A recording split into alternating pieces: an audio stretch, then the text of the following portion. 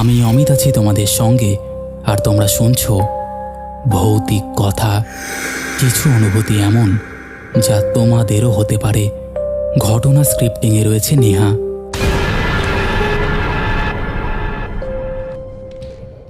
Welcome back. কেমন আছো বন্ধুরা? আশা করছি ভালো আছো আর শুনতে চলে এসেছো তোমাদের পছন্দের পরিবার ভৌতিক কথা। আজকে তোমরা শুনবে দুটো ঘটনা, এবং দুটো ঘটনা বেশ বড়। প্রথম ঘটনাটা তোমাদের এত ভালো লাগবে যে আমি জানি তোমরা কমেন্টে ভরিয়ে দেবে যে দাদা আজকের প্রথম ঘটনাটা একদম দারুণ লেগেছে। তার কারণ আমি তো আমাদের পরিবারের সদস্যদের চিনি যে কোন ঘটনাটা তাদের বেশি ভালো লাগে। একদম দারুণ জমজমাট একদম এপিসোড হতে চলেছে, তাই আর একদম দেরি করছি না। তোমরা চুপটি করে বসে পড়েছো আমি জানি, লাইক কমেন্ট শেয়ার করে দিয়েছো। চলো এবার আমরা শুরু করে দিই আজকের প্রথম ঘটনা। নমস্কার, আমার নাম সুস্মিতা ঘোষ। আমি হুগলি জেলার দিকসুই গ্রামের বাসিন্দা। আজ আমি আমার জীবনের এমন একটা ঘটনা আপনাদের বলতে চলেছি যেটা আমি আজও ভুলতে পারিনি। আজ থেকে প্রায় 3 বছর আগের কথা। তখন আমার বয়স মাত্র 15 বছর। অনেকবার ভেবেছি ঘটনাটা কাউকে বলবো না, কারণ আজ পর্যন্ত যাদেরই বলেছি বেশিরভাগ মানুষই বিশ্বাস করেনি। সবাই ভেবেছে আমি হয়তো ভয় পেয়ে ভুল দেখেছি বা ঘুমের ঘোরে এমন কল্পনা করেছি। কিন্তু আমি জানি আমি যা দেখেছি, যা শুনেছি সেটা একদম সত্যি। শুধু আমি নই, শেষ রাতের ঘটনাটা আমার বাবাও শুনেছিলেন। তাই আজ আর কিছু লুকোতে চাই না। পুরো ঘটনাটা যেমন ঘটেছিল ঠিক তেমনভাবেই বলছি। তখন ঠিক জুলাই মাসই চলছিল। বাবা কাজের জন্য ব্যাঙ্গালোরে যাবে। বাবার সঙ্গে আর একজন লোকও যাচ্ছিলেন। বাবা আমাকে বললেন, 4 দিনের জন্য যাচ্ছি, তুইও চল, একটু ঘুরে আসবি। আমি রাজি হয়ে গেলাম। এর আগে এত দূরে কোথাও যাইনি। অনেকটা পথ ট্রেনে যাওয়ার পর আমরা বিকেলের দিকে ব্যাঙ্গালোরে পৌঁছাই। স্টেশন থেকে বেরিয়েই বুঝেছিলাম জায়গাটা আমাদের গ্রামের থেকে একেবারেই আলাদা। চারিদিকে শুধু বড় বড় বিল্ডিং, গাড়ির আওয়াজ, অচেনা ভাষা, অচেনা মানুষ। স্টেশন থেকে আরও প্রায় 2 ঘন্টা রাস্তা গিয়ে আমরা একটা এলাকায় পৌঁছাই। সেখানে 4 দিনের জন্য একটা রুম ভাড়া নেওয়ার সিদ্ধান্ত হয়। অনেক খোঁজাখুঁজির পর একটা 3 তলা বাড়িতে একটা রুম পাওয়া গেল। আমাদের রুমটা ছিল একেবারে 3 তলায়। তার উপরে আর কোনো ঘর ছিল না, শুধু খোলা ছাদ। বাড়িটার দিকে প্রথমবার তাকিয়েই আমার কেমন যেন একটা অদ্ভুত লাগছিল। কেন জানি না মনে হচ্ছিল বাড়িটার মধ্যে একটা অস্বাভাবিক নীরবতা লুকিয়ে আছে। অবশ্য তখন এসব নিয়ে বেশি ভাবিনি। রুমে উঠে ব্যাগপত্র রেখে আমরা বাইরে খেতে বেরিয়ে গেলাম। খাওয়া দাওয়া করে আবার ফিরে এলাম। সারাদিনের ক্লান্তিতে রাত 10টার মধ্যেই আমরা শুয়ে পড়লাম। আমি ভেবেছিলাম সারা রাত নিশ্চিন্তে ঘুম হবে। কিন্তু ঠিক রাত 2:30টার সময় হঠাৎ আমার ঘুমটা ভেঙে গেল। আমার কিন্তু সাধারণত রাতে কোনোদিন ঘুম ভাঙে না। একবার ঘুমিয়ে পড়লে সকাল না হওয়া পর্যন্ত আমার ঘুমটা ভাঙেই না। কিন্তু সেদিন যেন কেউ আমাকে জোর করে ঘুম থেকে তুলে দিল। চোখ খুলে দেখি চারিদিকে অন্ধকার।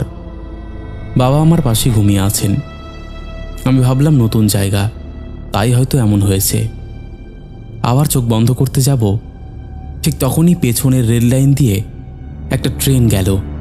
শব্দটা এত পরিষ্কার শোনা যাচ্ছিল যেন আমাদের রুমের পাশ দিয়েই ট্রেনটা যাচ্ছে। আমি ব্যালকনির দিকে তাকিয়ে রইলাম। ট্রেনটা চলে যাওয়ার কয়েক সেকেন্ডের মধ্যেই হঠাৎ 4-5টা কুকুর একসঙ্গে এমনভাবে ডাকতে শুরু করলো যে আমার শরীরটা কেঁপে উঠল। কিন্তু আশ্চর্যের বিষয় হলো, বিকেলে আমরা যখন ওই এলাকাটাতে ঘুরছিলাম তখন একটা কুকুরও চোখে পড়েনি। পরের দিনও দিনের বেলা একটা কুকুরও দেখিনি। অথচ রাত 2:30টার সময় ট্রেন যাওয়ার পর হঠাৎ সব কুকুর যেন একসঙ্গে চিৎকার শুরু করলো। কয়েক মিনিট পর আবার সব চুপ। আমি ভাবলাম হয়তো কাকতালীয় ঘটনা। কিন্তু ঠিক তখনই ছাদের উপর থেকে একটা শব্দ ভেসে এলো। প্রথমে মনে হলো কেউ হাঁটছে, কিন্তু না, ওটা মানুষের স্বাভাবিক হাঁটার শব্দ ছিল না। শব্দটা ছিল এমন যেন কারোর একটা পা নেই, আর সে একটা লোহার ভর বা স্টিলের ক্রাচ মাটিতে জোরে জোরে ঠুকতে ঠুকতে হাঁটছে। ঠক ঠক শব্দটা প্রতিবার এত ভারী মনে হচ্ছিল যে মনে হচ্ছিল ছাদটা কেঁপে উঠছে। শব্দটা ছাদের এক প্রান্ত থেকে অন্য প্রান্তে যাচ্ছে, আবার ফিরে আসছে। আমি বিছানায় উঠে বসে গেলাম, কান পেতে শুনতে লাগলাম। শব্দটা থামছেই না। বাবা তখনও গভীর ঘুমে। আমি বাবাকে ডাকিনি, ভাবলাম হয়তো বাড়ির মালিক বা অন্য কেউ ছাদে হাঁটছে। কিন্তু রাত 2:30টার সময় কে ছাদে এভাবে হাঁটবে? কিছুক্ষণ পরে শব্দটা নিজে থেকেই থেমে গেল। তারপর কখন যে ঘুমিয়ে পড়েছিলাম বুঝতেই পারিনি। পরদিন সকালে উঠে আমি সব ভুলে গিয়েছিলাম। সারাদিন বাবার সঙ্গে কাজের জন্য এদিক ওদিক ঘুরলাম। সন্ধ্যায় আবার রুমে ফিরে এলাম। সেদিনও রাত 10টার মধ্যে ঘুমিয়ে পড়লাম। কিন্তু আশ্চর্যের বিষয়, দ্বিতীয় রাতেও ঠিক রাত 2:30টায় আমার ঘুমটা ভেঙে গেল। এবার আমি ঘড়ি দেখে নিশ্চিত হলাম। আবার ঠিক সেই সময় রেল লাইন দিয়ে একটা ট্রেন গেল। ট্রেনটা যাওয়ার কয়েক সেকেন্ডের মধ্যেই আবার একইভাবে 4-5টা কুকুর একসঙ্গে ডাকতে শুরু করলো। এবার আমার বুকের ভেতরটা না ধরফর করতে লাগলো, কারণ আগের রাতের ঘটনাটা আমার মনে পড়ে গিয়েছিল। কুকুরের ডাক থামতেই আবার সেই একই শব্দ, ঠক ঠক ঠক, যেন কেউ লোহার ভর ঠুকতে ঠুকতে পুরো ছাদ জুড়ে হেঁটে বেড়াচ্ছে। এবার শব্দটা আগের চেয়ে অনেক বেশি জোরে শোনা যাচ্ছিল। মনে হচ্ছিল যে কোনো মুহূর্তে ছাদ ভেঙে নিচে নেমে আসবে। আমি সাহস করে ব্যালকনির দরজার কাছে গিয়ে কান পাতলাম, কিন্তু দরজা খুলে বাইরে তাকানোর সাহস আমার হয়নি।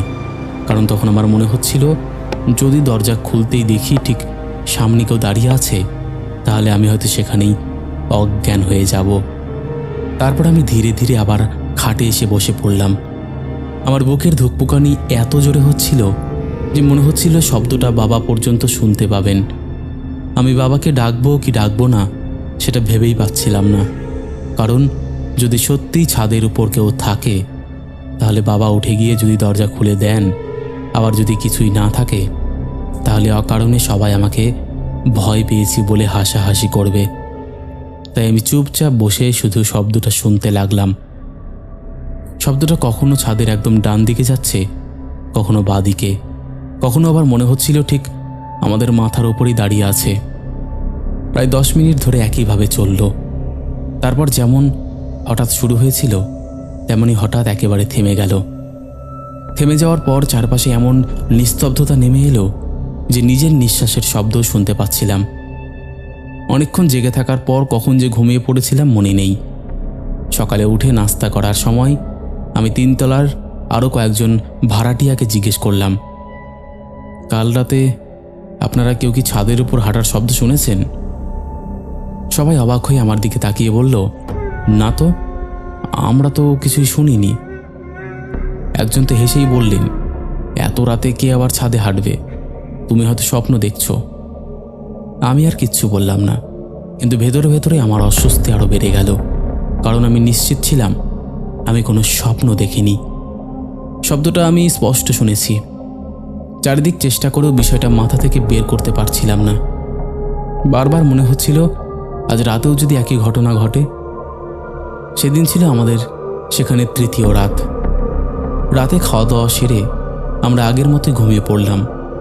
জানি না কেন ঘুমানোর আগেই আমার মনে হচ্ছিল আজ কিছু একটা হবে, আর সত্যিই তাই হলো। আবার ঠিক রাত 2:30টায় আমার ঘুমটা ভেঙে গেল। এবার আর ঘড়ি দেখার দরকার পড়ল না। মনে হচ্ছিল যেন কেউ প্রতিদিন একই সময়ে আমাকে জাগিয়ে দিচ্ছে। চোখ খোলার কয়েক সেকেন্ডের মধ্যেই আবার রেল লাইন দিয়ে একটা ট্রেন গেল। ট্রেনটা চলে যেতেই সেই কুকুরগুলো একসঙ্গে ডাকা শুরু করলো। আবার আমার গাটা কাটা দিয়ে উঠল, কারণ ঘটনাগুলো হুবহু আগের 2 রাতের মতোই ঘটেছে। আমি খাটে উঠে বসতেই আবার সেই ঠক ঠক শব্দ শুরু হলো। কিন্তু আজ একটা জিনিস আলাদা ছিল। আজ শব্দটা শুধু ছাদের উপর ঘুরছিল না। কয়েক মিনিট পরে বুঝতে পারলাম শব্দটা ধীরে ধীরে ছাদের এক কোণায় চলে গেল, যেখানে সিঁড়ি উঠে এসেছে। এরপর এক মুহূর্তের জন্য সব চুপচাপ, আর তারপরে আমার বুকটা যেন হিম হয়ে গেল। কারণ এবার শব্দটা ওপরে নয়, সিঁড়ির ভেতর থেকে আসতে শুরু করলো, যেন কেউ ধাপে ধাপে নিচে নামছে।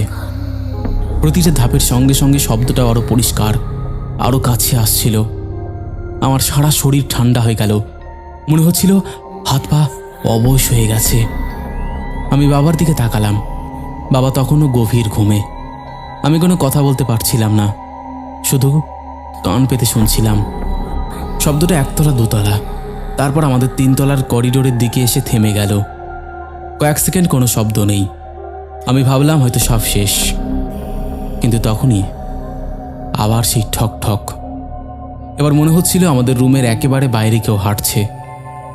আমি নিঃশ্বাস পর্যন্ত আটকে ফেলেছিলাম। দরজার নিচ দিয়ে কোনো ছায়া দেখা যায় কিনা সেটারও দেখার সাহস হচ্ছিল না। মনে হচ্ছিল যদি এখন দরজায় কেউ টোকা দেয়, আমি হয়তো সেখানেই জ্ঞান হারাবো। প্রায় 5 মিনিট ধরে শব্দটা দরজার বাইরে এদিক ওদিক ঘুরে বেড়ালো, তারপর ধীরে ধীরে আবার দূরে সরে গেল। সে রাতটা আমার আর ঘুমই হয়নি। ভোরের আলো না ফোটা পর্যন্ত আমি শুধু খাটেই বসেছিলাম। পরদিন সকালে আমি বাবাকে কিছু বলিনি, কারণ মনে হচ্ছিল উনি বিশ্বাস করবেন না। কিন্তু আমার মনে তখন একটাই চিন্তা, আর একটাই রাত বাকি, তারপর আমরা বাড়ি ফিরে যাব। আমি শুধু চাইছিলাম কোনোভাবে শেষ রাতটা কেটে যাক। কিন্তু তখনও আমি জানতাম না সবচেয়ে ভয়ঙ্কর ঘটনাটা এখনো বাকি ছিল। শেষ দিনটা কেমন যেন অস্বস্তির মধ্যে কাটল। সকাল থেকেই আমার মনটা একেবারে ভালো ছিল না। বারবার মনে হচ্ছিল আজ রাতটা কোনোভাবে কেটে গেলেই আমরা বাড়ি ফিরে যাব। বাবার কাজও সেদিন শেষ হয়ে গিয়েছিল। তিনি বললেন কাল সকালে বেরিয়ে পড়ব। কথাটা শুনে একটু স্বস্তি পেলেও ভেতরের অজানা ভয়টা কিছুতেই কমছিল না। সারাদিন বাইরে থাকলেও আমার মাথায় শুধু আগের 3 রাতের ঘটনাগুলোই ঘুরছিল। কেন ঠিক রাত 2:30টায় আমার ঘুমটা ভাঙে? কেন ট্রেনটা ঠিক সেই সময় যায়? কেন ট্রেন যাওয়ার পরেই কুকুরগুলো একসঙ্গে ডাকতে শুরু করে? আর কেনই সেই অদ্ভুত পায়ের শব্দটা শুধু আমিই শুনতে পাই? এসব প্রশ্নের উত্তর আমার কাছে ছিল না। রাতে আমরা আগের মতোই খাওয়া দাওয়া করে রুমে ফিরে এলাম। ঘুমোতে যাওয়ার আগে আমি একবার ব্যালকনিতে দাঁড়িয়ে চারিপাশে তাকিয়েছিলাম। পুরো এলাকা অস্বাভাবিক শান্ত। দূরের রেল লাইনটা অন্ধকারে মিলিয়ে গেছে, বাতাস পর্যন্ত যেন থেমে আছে। তারপর জানলা দরজা বন্ধ করে আমরা শুয়ে পড়লাম। কখন ঘুমিয়ে পড়েছিলাম জানি না, কিন্তু আবারও ঠিক রাত 2:30টার সময় আমার চোখটা খুলে গেল। এবার আর কোনো অবাক লাগলো না, বরং মনে হচ্ছিল আমি যেন এই মুহূর্তটার অপেক্ষায় করছিলাম। কয়েক সেকেন্ড পরে দূরে ট্রেনের হুইসেল শোনা গেল। তারপর ধীরে ধীরে ট্রেনটা আমাদের রুমের পেছনের রেল লাইন দিয়ে চলে গেল। ট্রেনটা চোখের আড়াল হতেই আবার সেই 4-5টা কুকুর একসঙ্গে চিৎকার করে ডাকতে শুরু করলো। এবার আমার বুকের ভেতরটা এমনভাবে কাঁপছিল যে মনে হচ্ছিল হৃৎপিণ্ডটা বেরিয়ে আসবে। কুকুরের ডাক থামতেই আবার সেই ঠক ঠক শব্দ। প্রথমে ছাদের উপর, তারপর ধীরে ধীরে আগের রাতের মতো সিঁড়ির দিকে এগিয়ে এলো। আমি চোখ বন্ধ করে বুঝতে পারছিলাম শব্দটা নিচে নামছে। প্রতিটা ধাপে লোহার ভর, মাটিতে আঘাত করার মতন একটা ভারী আওয়াজ। তারপর হঠাৎ শব্দটা আমাদের ফ্লোরে এসে থেমে গেল। কয়েক সেকেন্ড সম্পূর্ণ নীরবতা। তারপর যা ঘটল সেটা আমি কোনোদিনও ভুলতে পারবো না। এই শব্দটা আমাদের রুমের ঠিক সামনের ব্যালকনি থেকে শুরু হলো। মনে হচ্ছিল কেউ ব্যালকনির এক প্রান্ত থেকে অন্য প্রান্তে হাঁটছে। শুধু আমাদের রুমের সামনেই, পাশের রুমগুলোর সামনে একবারও যাচ্ছে না। আমাদের জানলার সামনে এসে থামে, তারপর আবার ঘুরে যায়, আবার আসে, আবার ফিরে যায়, যেন কেউ জানলার ওপাশ থেকে ভেতরে তাকিয়ে আছে। আমার শরীরের একটা লোমও নড়ছিল না। আমি সাহস করে বাবাকে আস্তে করে ডাকলাম, বাবা, বাবা, ওঠো বাবা। বাবা প্রথমে ঘুমের ঘোরে কিছু বুঝতে পারেনি।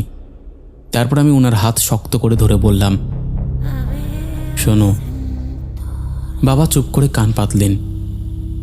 ঠিক সেই সময় আবার ঠক ঠক শব্দটা জানলার সামনে এসে থামল। আমি স্পষ্ট অনুভব করলাম বাবার হাত শক্ত হয়ে গেছে। উনিও শব্দটা শুনছেন। কয়েক সেকেন্ড পরে বাবা খুব আস্তে করে বললেন, চুপ করে থাক, দরজা খুলবি না। বাবার গলায় আমি প্রথমবার ভয় অনুভব করেছিলাম। আমরা দুজনেই নিঃশব্দে বসে শুধু শব্দটা শুনছিলাম। প্রায় 10 মিনিট ধরে সেটা শুধু আমাদের ব্যালকনির সামনেই হাঁটছিল। তারপর ধীরে ধীরে দূরে সরে গেল। কিছুক্ষণ পরে সব কিছু আবার একেবারে শান্ত হয়ে গেল। কিন্তু সেই রাতের পর আর আমাদের কারোর চোখে ঘুম আসেনি। ভোর হতেই আমরা দ্রুত রেডি হয়ে সেই বাড়ি ছেড়ে বেরিয়ে পড়লাম। বেরোনোর সময় একবারও পেছন ফিরে তাকাইনি। শুধু মনে হচ্ছিল যত তাড়াতাড়ি সম্ভব এই জায়গাটা ছেড়ে চলে যাই। সেদিনই আমরা ট্রেনে করে বাড়ি ফিরে এলাম। বাড়ি ফেরার পরে সবকিছু ধীরে ধীরে স্বাভাবিক হয়ে গেল। কয়েক মাস কেটে গেল। আমি ভাবতে শুরু করলাম হয়তো সব শেষ হয়ে গেছে, কিন্তু আমি জানতাম না ব্যাঙ্গালোরের সেই 4 রাত আসলে আমার জীবন থেকে শেষ হয়ে যায়নি, বরং সেই ঘটনার আসল শুরুটা তখনও বাকি ছিল। বাড়ি ফেরার পর প্রথম কয়েক সপ্তাহ সবকিছু একেবারে স্বাভাবিক ছিল। ধীরে ধীরে ব্যাঙ্গালোরের সেই 4 রাতের কথা আমিও ভুলতে শুরু করেছিলাম। নিজেকে বোঝাতাম হয়তো নতুন জায়গা, অচেনা পরিবেশ, সেই কারণেই এমন মনে হয়েছিল। যদিও বাবা শেষ রাতের শব্দটা শুনেছিলেন, তবুও আমরা আর কোনোদিনও সেই ঘটনা নিয়ে আলোচনা করিনি। যেন দুজনেই ইচ্ছে করে বিষয়টা এড়িয়ে গিয়েছিলাম। কিন্তু প্রায় 4 মাস পরে এক সন্ধেবেলায় এমন একটা ঘটনা ঘটল, যেটার পর থেকে আমি আর কোনোদিনও নিজেকে বোঝাতে পারিনি যে সবটাই কল্পনা ছিল। সেদিন আমি আমার ঘরে একা শুয়েছিলাম। সন্ধ্যা হয়ে গিয়েছিল। ঘরের লাইটটা নিভিয়ে রেখেছিলাম, শুধু বারান্দার লাইটটা জ্বলছিল। সেই আলো জানলার ফাঁক দিয়ে ঘরের মেঝেতে হালকা ছায়া ফেলেছিল। আমি বিছানায় শুয়ে মোবাইল দেখছিলাম। হঠাৎ আমার মনে হলো কেউ যেন আমার খাটের পাশেই দাঁড়িয়ে আছে। প্রথমে আমি গুরুত্ব দিইনি, ভেবেছিলাম হয়তো আলোর ছায়া। কিন্তু কয়েক সেকেন্ড পরেই বুকের ভেতরটা কেমন যেন ধক করে উঠল, কারণ আমি স্পষ্ট অনুভব করছিলাম কেউ একজন আমার দিকে তাকিয়ে আছে। সেই দৃষ্টি এত তীব্র ছিল যে আমি মোবাইল নামিয়ে ধীরে ধীরে মাথাটা ঘুরিয়ে তাকালাম। তারপর যা দেখলাম সেটা দেখে আমার শরীরের রক্ত যেন মুহূর্তের মধ্যে শুকিয়ে গেল। খাটের মধ্যে একজন বৃদ্ধা দাঁড়িয়েছিলেন। আমি প্রথমে বিশ্বাস করতে পারছিলাম না, কিন্তু কয়েক সেকেন্ড ভালো করে তাকাতেই আমার মনে পড়ে গেল এই সেই একই বৃদ্ধা যাকে আমি ব্যাঙ্গালোরে আমাদের রুমের পাশের ঘরে দেখেছিলাম। চেহারা, মুখ, শরীরের গঠন সবই একই, কিন্তু তখন তার মুখের দিকে তাকিয়ে আমার মনে হলো মানুষ এভাবে কারোর দিকে তাকাতে পারে না। তার চোখ দুটো অস্বাভাবিক লাল ছিল না, কিন্তু এমন তীব্র রাগে ভরা ছিল যে আমি কোনোদিনও কোনো মানুষের চোখে সেই দৃষ্টি দেখিনি। মনে হচ্ছিল পৃথিবীর সমস্ত ঘৃণা আর রাগ যেন শুধু আমার জন্য জমে আছে। তিনি একটাও কথা বলছিলেন না, শুধু স্থির হয়ে দাঁড়িয়ে আমার দিকে তাকিয়েছিলেন। আমি চিৎকার করতে চেয়েছিলাম, কিন্তু গলা দিয়ে কোনো শব্দ বের হচ্ছিল না। শরীর একেবারে অবশ হয়ে গিয়েছিল। কতক্ষণ এভাবে কেটে গিয়েছিল জানি না। হঠাৎ বাইরে থেকে মা আমাকে ডাকতেই আমি চমকে উঠলাম। আবার খাটের পাশের দিকে তাকিয়ে দেখি সেখানে কেউ নেই। আমি দৌড়ে বাইরে বেরিয়ে এলাম, কিন্তু সেদিন কাউকে কিছু বলতে পারিনি, কারণ আমি জানতাম কেউ বিশ্বাস করবে না। তারপর আবার কয়েকদিন সব ঠিকঠাক চলল। আমি নিজেকে বোঝানোর চেষ্টা করলাম হয়তো চোখের ভুল ছিল, কিন্তু দ্বিতীয় ঘটনাটা ঘটার পরে আর কোনো সন্দেহই রইল না। একদিন সন্ধেবেলায় আমি বাজার থেকে মাছ নিয়ে ফিরছিলাম। গ্রামের রাস্তা তখন প্রায় ফাঁকা, চারিদিকে অন্ধকার নামতে শুরু করেছে। আমি হাঁটতে হাঁটতে বাড়ির কাছাকাছি চলে এসেছি। হঠাৎ রাস্তার এক পাশে চোখ পড়তেই আমার পাটা থেমে গেল। রাস্তার ধারে একজন বৃদ্ধা দাঁড়িয়ে আছেন। প্রথমে দূর থেকে চিনতে পারিনি, কিন্তু কয়েক পা এগোতেই আমার বুকের ভেতরটা যেন থেমে গেল, কারণ তিনি সেই একই বৃদ্ধা ব্যাঙ্গালোরের যেই বাড়ির পাশের রুমে যাকে দেখেছিলাম। তিনি একদৃষ্টিতে আমার দিকে তাকিয়েছিলেন। মুখে কোনো হাসি নেই, কোনো কথা নেই, শুধু সেই ভয়ঙ্কর রাগে ভরা চোখ। মনে হচ্ছিল তিনি যেন আমাকে চিনে ফেলেছেন আর কয়েকদিন ধরে আমার অপেক্ষায় করছিলেন। আমি এতটাই ভয় পেয়ে গিয়েছিলাম যে দৌড়ে বাড়ির দিকে চলে এলাম। বাড়ির দরজার কাছে এসে একবার পেছন ফিরে তাকাতেই দেখি সেখানে আর কেউ নেই, যেন কয়েক সেকেন্ডের মধ্যে তিনি বাতাসে মিলিয়ে গেছেন। সেদিনের পর থেকে আমার জীবনে ছোট ছোট অনেক অদ্ভুত ঘটনা ঘটতে শুরু করে। আজও যখন রাতে একা শুয়ে থাকি অনেক সময় মনে হয় কেউ আমার খাটের এক কোণে বসেছে। খাটটা হালকা দুলে ওঠে। আমি সঙ্গে সঙ্গে উঠে বসি, লাইট জ্বালাই, কিন্তু কাউকেই দেখতে পাই না। আবার অনেক সময় স্পষ্ট শব্দ শুনতে পাই, কেউ যেন ঘরের এক কোণ থেকে অন্য কোণে হেঁটে গেল, কিন্তু দরজা বন্ধ, জানলা বন্ধ। ঘরের মধ্যে আমি ছাড়া আর কেউ নেই। কখনো কখনো মনে হয় বাইরে থেকে একটা মানুষের ছায়া দরজার সামনে এসে থামল। সেই ছায়াটা ধীরে ধীরে ঘরের ভেতরে ঢুকছে। আমি তাকিয়ে থাকি, কিন্তু কয়েক সেকেন্ড পর বুঝতে পারি সেখানে আসলে কেউই নেই। আজও এই ঘটনাগুলোর কোনো ব্যাখ্যা আমি খুঁজে পাইনি।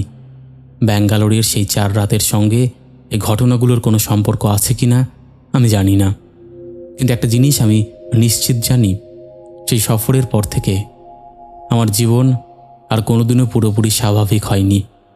আজও মাঝে মধ্যে রাতের গভীর নীরবতায় দূরে ট্রেনের হুইসেল শুনলে আমার বুকটা কেঁপে ওঠে। এই ছিল ঘটনা।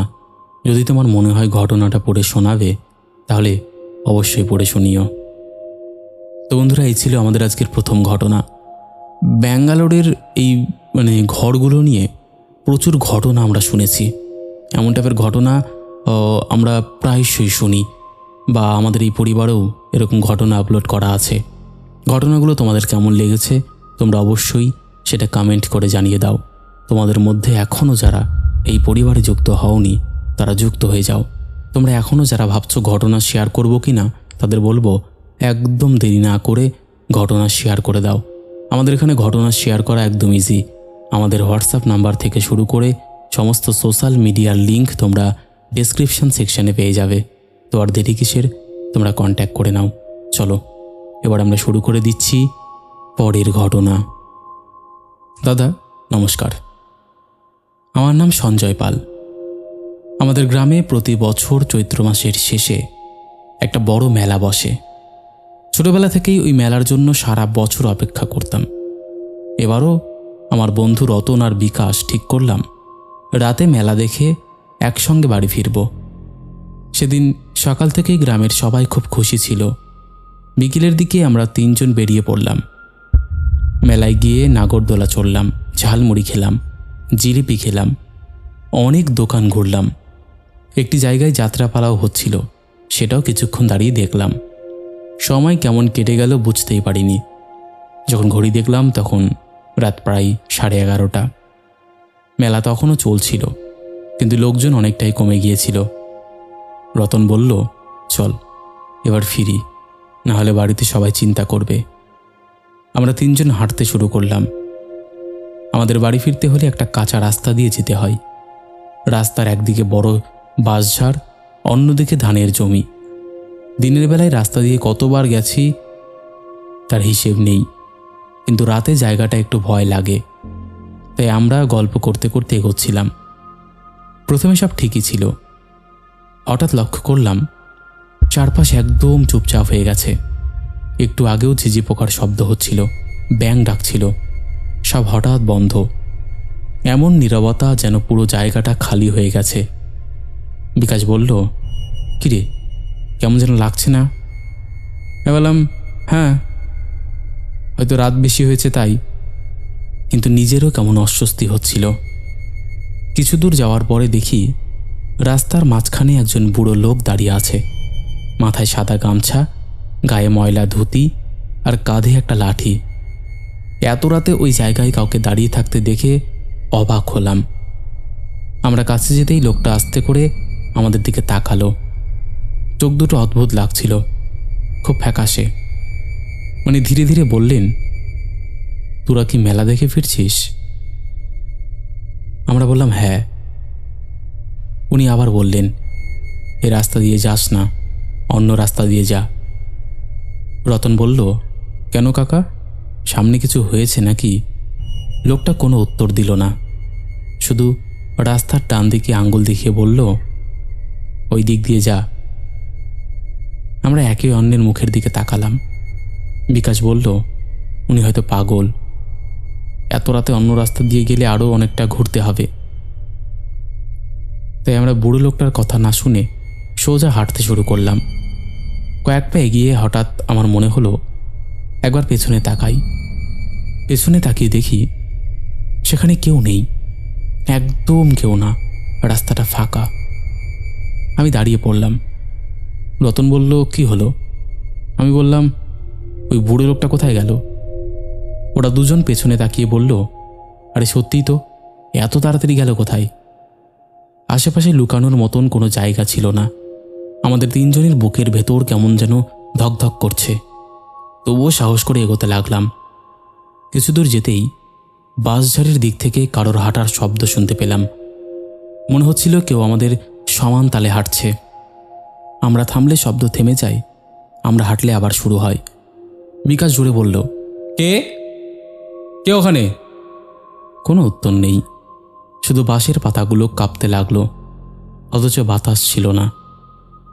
এবার আমরা একটু দ্রুত হাঁটতে শুরু করলাম। কয়েক মিনিট পরে হঠাৎ শুনলাম পেছন থেকে কেউ খুব আস্তে করে ডাকলো, সঞ্জয়, সঞ্জয়। আমি সঙ্গে সঙ্গে পেছনে তাকালাম, কেউ নেই। রতন আর বিকাশও বলল, তুই কেন দাঁড়ালি? আমি বললাম, কেউ আমার নাম ধরে ডাকলো। ওরা বলল, আমরা তো কিছু শুনিনি। আমি আর কিছু বললাম না, ভাবলাম হয়তো ভুল শুনেছি। কিন্তু কিছু দূর যেতেই আবার সে একই গলা, এবার আরও কাছে, সঞ্জয় দাঁড়া। গলাটা এমন ছিল যেন খুব দূর থেকেও না, আবার একেবারে কানের পাশ থেকেও না। আমার সারাটা শরীর কাঁটা দিয়ে উঠল। আমি রতনের হাত চেপে ধরলাম। ও বলল, দৌড়াবি না? ঠিক তখনই সামনের রাস্তার উপর একটা সাদা কাপড় পরা মানুষের মতন কিছু একটা দাঁড়িয়ে থাকতে দেখলাম। দূর থেকে মনে হচ্ছিল একজন মহিলা, চুলগুলো মুখের সামনে ঝুলে আছে। আমরা কেউ কোনো কথা বলতে পারছিলাম না।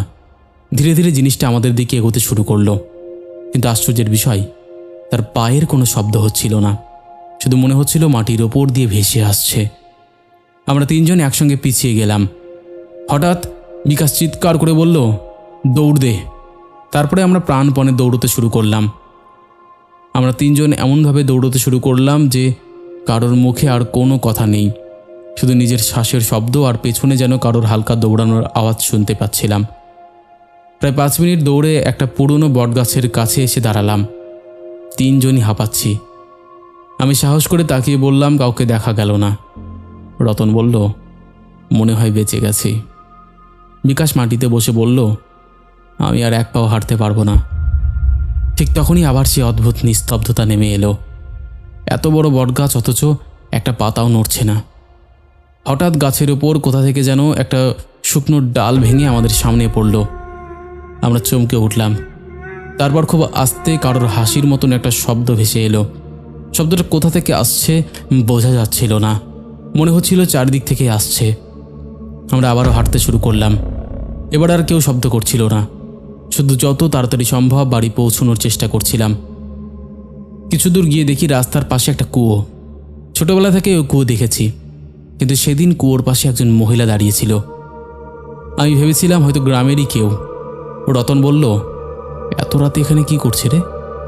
আমরা একটু এগিয়ে যেতেই মহিলাটা ধীরে ধীরে মাথাটা তুলল, কিন্তু মুখটা দেখা গেল না। লম্বা চুলে পুরো মুখটা ঢেকে রেখেছে। তারপর সে আস্তে করে হাত তুলে আমাদের দিকে ইশারা করল, এমনভাবে ডাকছিল যেন কাছে যেতে বলছে। বিকাশ বলল, চল, ওদিকে তাকাবি না। আমরা মাথা নিচু করে হাঁটতে লাগলাম, কিন্তু কয়েক কদম যাওয়ার পরে হঠাৎ মনে হলো মহিলাটা যেন আমাদের একেবারে পাশে এসে দাঁড়িয়েছে। আমি ঘাড় ঘুরিয়ে তাকাতেই দেখলাম সেখানে কেউ নেই। আবার সামনে তাকিয়ে দেখি কুয়োর পাশেও কেউ নেই, যেন কোনোদিন কেউ ছিলই না। এবার সত্যিই ভয় পেয়ে গেলাম। আমরা দ্রুত হাঁটছিলাম।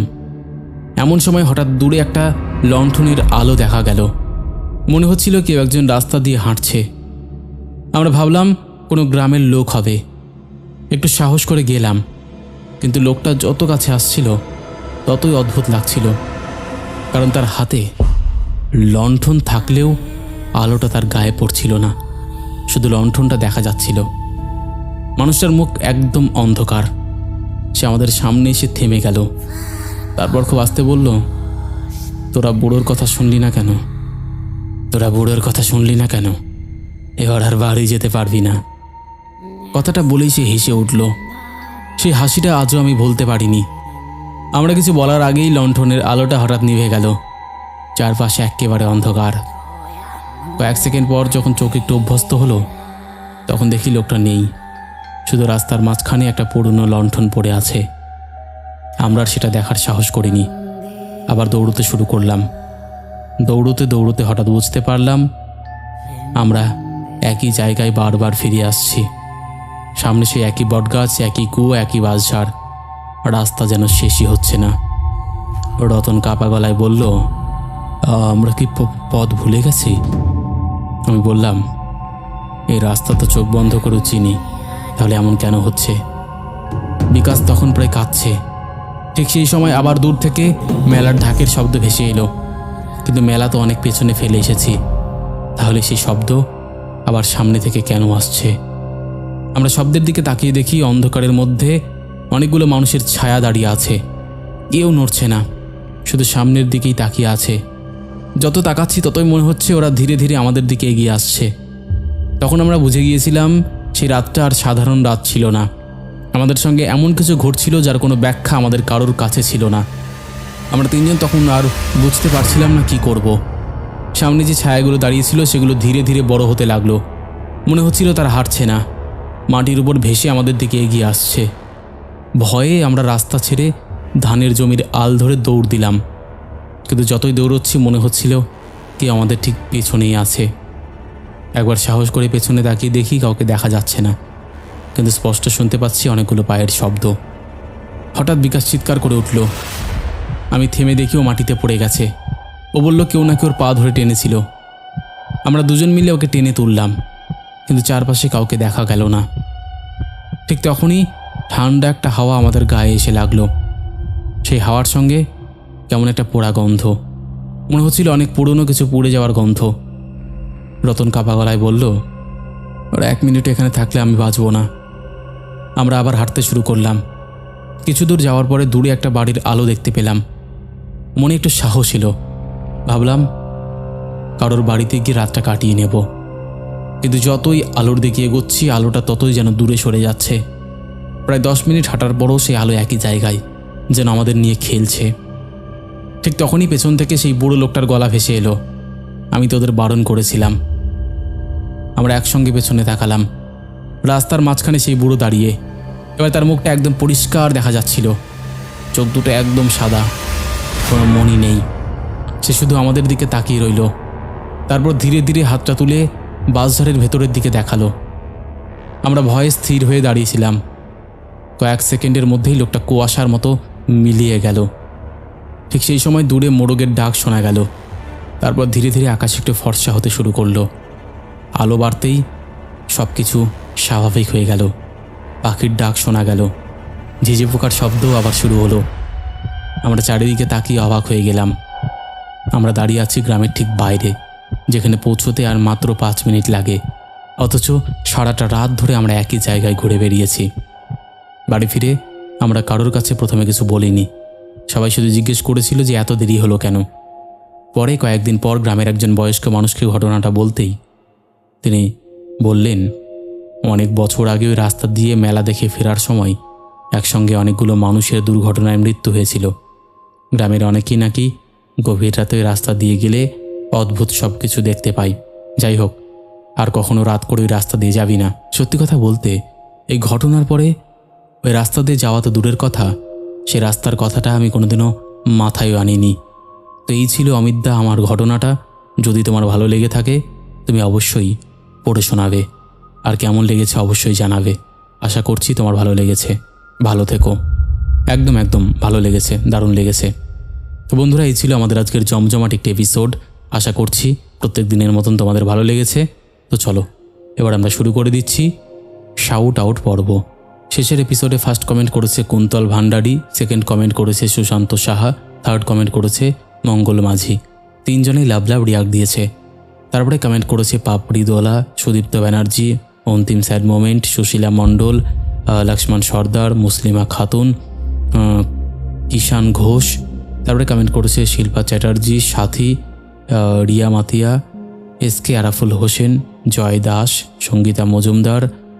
তারপরে আরও কমেন্ট করেছে রাব্বানি, অর্চনা দত্ত লিখেছে, দাদা তোমার কণ্ঠে গল্প না শুনলে ঘুমই আসে না, প্লিজ সপ্তাহে 3 দিন করো এপিসোডটা।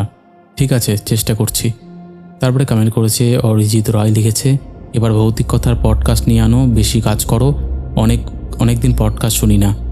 দেখছি গো, চেষ্টা করছি। তারপরে কমেন্ট করেছে এমডি মুয়াজবুনিয়া লিখেছে, খুব ভালো লাগছে ভাই, আমরা গাজীপুরের ছেলে একদম। তারপরে কমেন্ট করেছে শারাফাত মোল্লা লিখেছে, দাদা আমার নাম ইরফান, আমার একটা ঘটনা আছে, আমি বলবো কি করে, আমার নামটা একটু বলো। হ্যালো ইরফান, দেখো ডেসক্রিপশানে আমার হোয়াটসঅ্যাপ নাম্বার দেওয়া আছে, ওখানে পাঠিয়ে দাও। তারপরে কমেন্ট করেছে সুস্মিতা চরণ, মৌসুমি ব্লগস, জয় শান্তর দুনিয়া, অসীম দাস, সুব্রত অধিকারী। তারপরে আরও কমেন্ট করেছে বিজয় সরকার, রাহুল, শঙ্কর চক্রবর্তী লিখেছে, আজকে আমি তাড়াতাড়ি এসেছি, গোটা দিন ধরে বৃষ্টি হচ্ছে, তাই ভাবলাম তাড়াতাড়ি শুনি। আচ্ছা। তারপরে কমেন্ট করেছে অরিজিৎ নস্কর, মিস্টার মল্লিক লিখেছে, হ্যালো অমিতদা, আমি সোহানা, তুমি কোনো দিন আমার কথা বলোনি, আমি খুব কষ্ট পাই। তাই নাকি? এটা তো হতে পারে না ভাই। থ্যাংক ইউ, যাই হোক। তারপরে কমেন্ট করেছে জবা দেবী, অসীম দাস, শাকিব খান লিখেছে, দাদা 3 ইয়ারের এপিসোডের মতন আর একটা এপিসোড চাই। আচ্ছা। তারপরে কমেন্ট করেছে সমীর সরকার লিখেছে, অমিতদা তোমার ঘটনা মানেই সুপারহিট, 1 লাখ পরিবার কমপ্লিট হয়ে গেছে, এবার 2 লাখ পরিবার হবে। ধন্যবাদ অমিতদা, আরও এগিয়ে যাও। থ্যাংক ইউ ভাই। তারপরে কমেন্ট করেছে মোহিনী রিমঝিম আচার্যি, মিস্টার বিশ্বাস লিখেছে, নদিয়ার কৃষ্ণনগর থেকে আমি শুভদীপ, তোমার অনেক দিনের শ্রোতা, খুব ভালো লাগে তোমার এই ঘটনাগুলো, আমি প্রতিদিন শুনি। Thank you. তারপরে কমেন্ট করেছে কৌশিক লিখেছে, আজ রাতে মনে হচ্ছে আলো জ্বালিয়ে ঘুমোতে হবে, এত ভয়াবহ গল্প অনেক দিন শুনিনি, পরের টুইস্টটা একদম অবিশ্বাস্য ছিল, আপনার পরের ভিডিওর জন্য অধীর আগ্রহ অপেক্ষা করছি, আপনার চ্যানেলের প্রতিটি ভিডিওই দারুণ হয়, কিন্তু আজকেরটা অন্য লেভেলের ছিল। আমার নাম কৌশিক। Thank you. বৈষ্ণবী দেবী দাসী লিখেছে, ভালো ঘটনার হেডিং, খুব ফেভারিট ঘটনাগুলো দাও, মনের মতো একদম ভৌতিক কথা। Thank you. তো এরকম অসংখ্য প্রিয় মানুষেরা আমাদের শেষের এপিসোডে কমেন্ট করেছে, যাদের কমেন্ট আমি আর চাইলেও পড়তে পারছি না। তো আজকের মতন এখানেই শেষ করছি, আবার দেখা হবে নতুন কোনো ঘটনা নিয়ে।